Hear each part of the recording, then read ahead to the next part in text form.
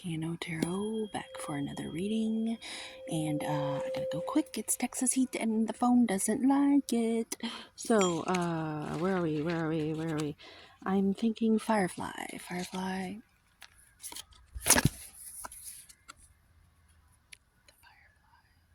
Have you felt like as a child you were just so happy and they tried to cage you?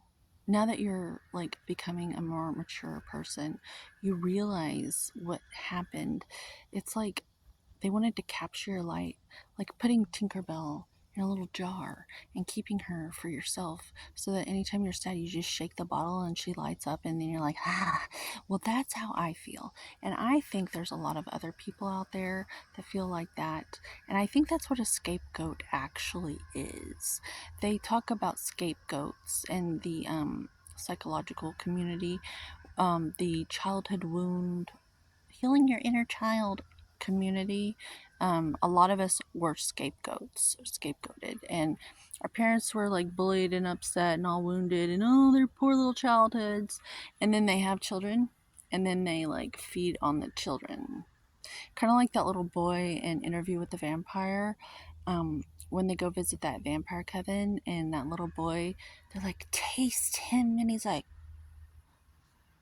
that little boy. A lot of us, I think, we're coming out of that. We're realizing our childhoods were kind of like that, and the adults in our family were just these really emotionally starving people who were bullied and abused in the emotional realms. But technically their parents were good people, but and they did their best. It's just collectively, in terms of consciousness, where we're at. So there's no blame, there's no one to blame. It's more like generational ailments to remedy. It's like cleanup from our consciousness, that we're waking up in waves. Every century a new wave awakens to stuff to remedy, because of stuff that got left behind that couldn't be handled.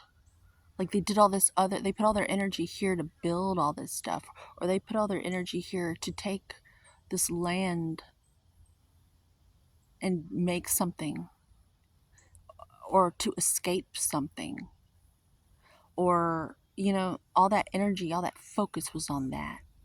So naturally there was stuff that didn't get the energy. And so every century, as well as every age, which I think is there's all these different ages, all these different timelines of cycles. But a lot of us in this generation, we're doing all that emotional intelligence work. That's our mission now. We're learning about projections, and behavioral patterns, and